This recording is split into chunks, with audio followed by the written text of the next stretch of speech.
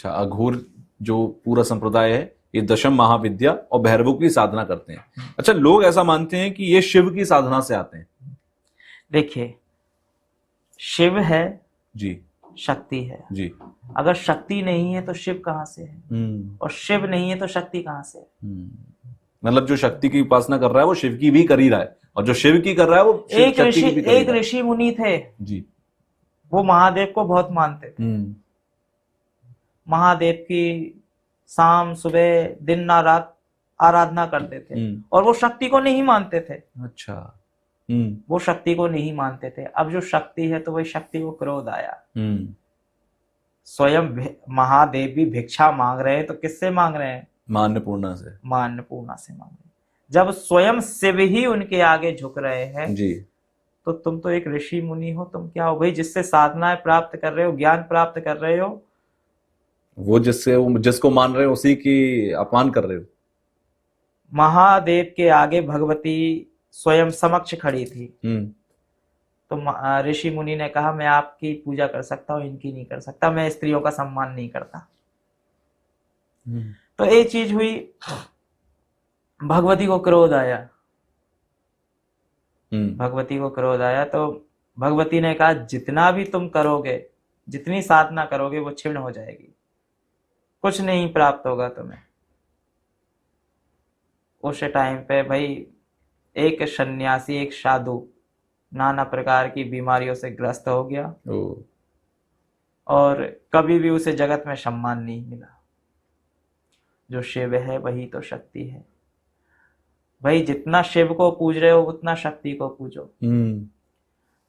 अगर मान के चलो, आपने सुना होगा कि शिव और शक्ति को अर्धनारीश्वर भी कहा। बिल्कुल। जो आपका ग्रस्त मार्ग है तो आप अपने अंदर भी एक देख सकते हो कि एक स्त्री एक पुरुष जब पूर्ण रूप से एक होते हैं जब भी तो अर्धनारीश्वर, अर्ध शक्ति बोली जाती है। बिल्कुल। पूर्ण शक्ति बोली जाती है। अर्ध शक्ति आप मानोगे, अर्ध शक्ति स्त्री मानी जाएगी। और जहां तक देखा जाए कि ये चीज मानी जाती है कि जब आप भी कुछ कार्य कर रहे हो या स्त्री कार्य कर रही है, कभी घर एक व्यक्ति से तो चलता नहीं है। बिल्कुल। आप भाई अपनी नौकरी पे जा रहे हो, कुछ भी कर रहे हो, गृहस्थ का कार्य स्त्री कर रही है, वो घर गृहस्थी संभाल रही है। बिल्कुल। आप बाहर का देख रहे हो। बिल्कुल, है ना? सबका अपना स्थान है, सब अपने अपने स्थान पर अपने अपना काम पूरा कर रहे हैं, जिम्मेदारियों को पूरा कर रहे हैं। अवश्य ही। तो ऐसे भगवती और शिव का ही मिलन माना जाता है।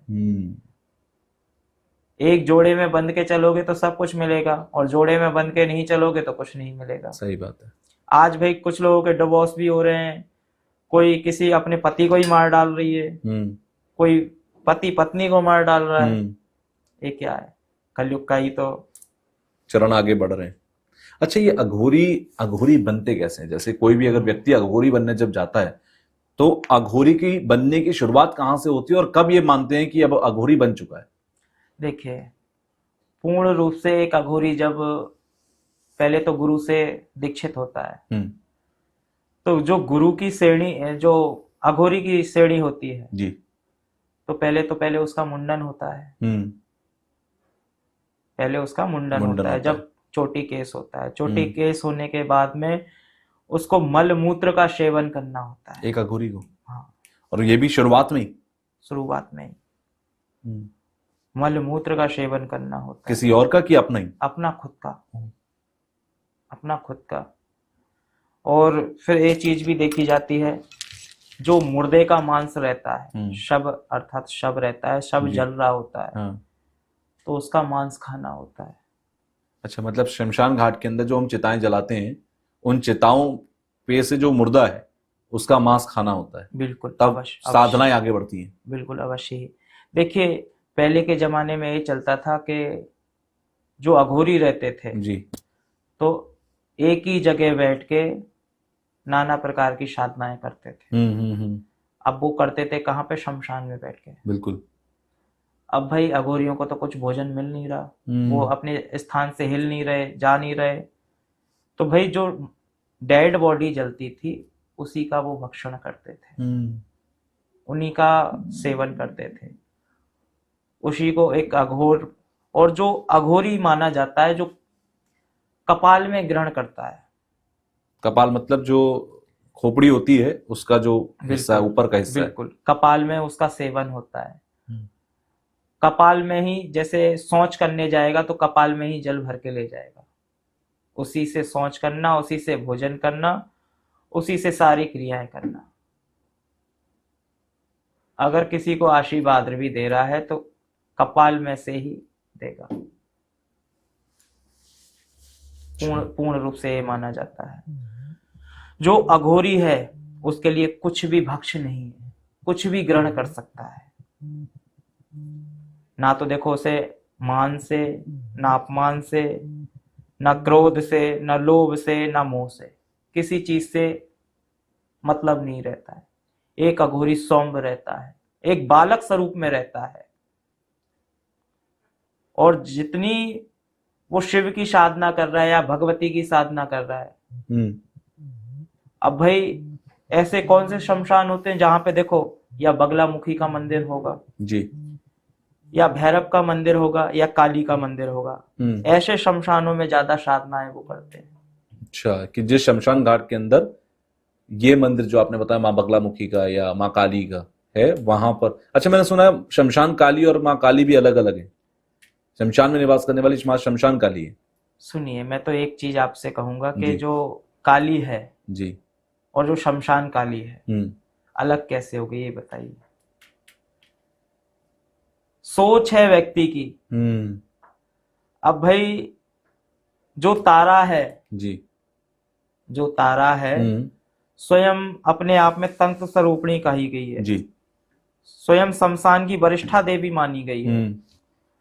अब देखोगे तो वो ममतामय रूप में दिखेगी और उग्र रूप में देखोगे तो वो शमशान काली दिखेगी। बिल्कुल। अब ये चीज मानी गई है कि जो माँ सती का देहांत हुआ था जी, अर्थात माँ सती ने अग्नि कुंड में आहुति दी थी, तो उस पल में महादेव को क्रोध आया था। तो जटाओं से दो शक्तियां उनने उत्पन्न की थी। तो एक उसी जटा में से वीरभद्र भी हुए थे जी, और भद्र काली भी हुई थी। अच्छा। वीरभद्र और वीरभद्र और भद्रकाली दोनों। भद्रकाली जी, दोनों हुए थे।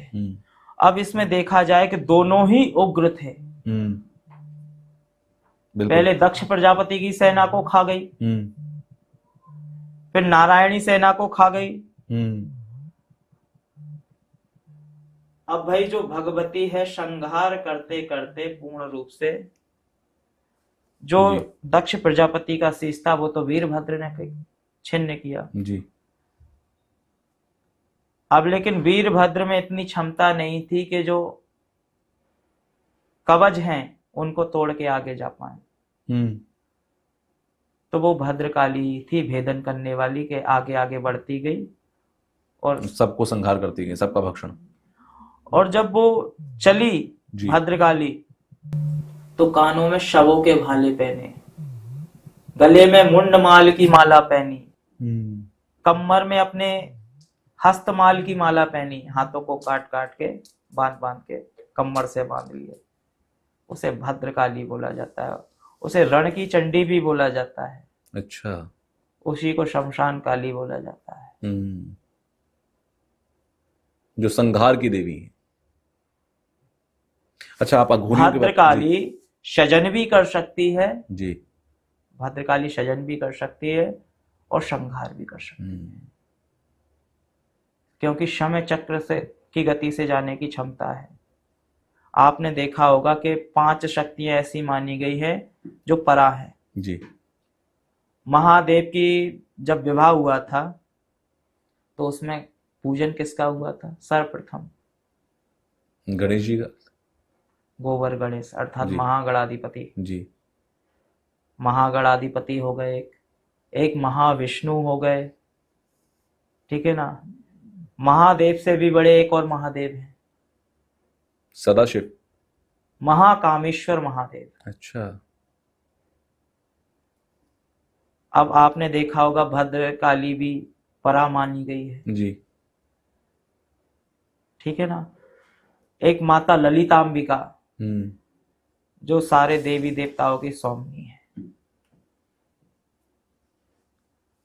माता ललितांबिका जी। इन पराशक्तियों का जितना भी उल्लेख करेंगे उतना कम है, क्योंकि इसमें ये चीज देखी गई है कि इस सृष्टि को बना भी सकते हैं और मिटा भी सकते हैं। जैसे कि होता नहीं है कि एक खिलौना अपन ने बनाया, अपन को ये अधिकार है, उसको मिटा सकते हैं, और उसे बनाना भी आता है, उसे बिगाड़ना भी आता है। एक इंजीनियर होता है जी। वो अपना दिमाग लगा लगा के सब चीज तैयार कर लेता है, और चाहे तो वो पल भर में तोड़ सकता है, बिगाड़ सकता है, बना सकता है, सब चीज कर दे। बिल्कुल। तो भाई ऐसे भगवती है। अब भाई मनुष्य ने क्या क्या नहीं कर लिया कि एक मनुष्य बना दे, हम पुतला स्टैचू बना के तो उनने खड़ा कर दिया। बिल्कुल। अब भाई जान डालने की बारी है, तो जान कैसे डालोगे, कैसे डालोगे, प्राण वायु कैसे डालोगे उसमें। पुतला तो बन गया। भाई मनुष्य ने सब चीज कर लिए, लेकिन उसमें प्राण नहीं डाल पा रहे, आत्मा कहाँ से डालोगे उसमें। वो तो ईश्वर पे ही निर्भर है ना। लेकिन मनुष्य कुछ टाइम में इस चीज को भी तोड़ देगा। कलयुग की चरम सीमा आएगी तो इस चीज को भी तोड़ देगा। आत्मा एक व्यक्ति में से ट्रांसफर करके दूसरे व्यक्ति में ट्रांसफर कर सकता है, ये चीज भी हो जाएगी। मशीनें इतनी पावरफुल हो जाएंगी,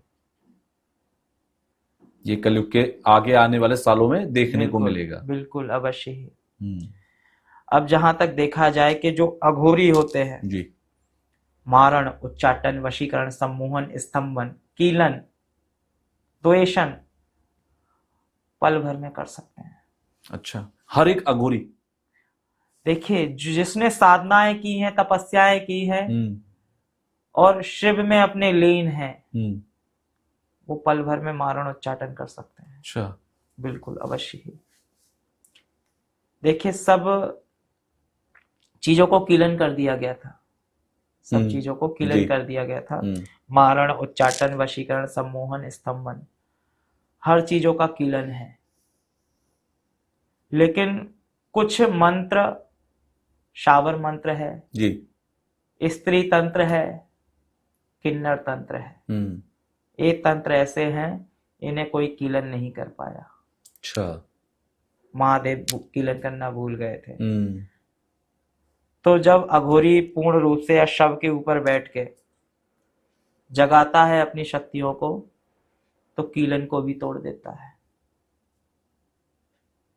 मारण बहुत तीव्र गति से करता है।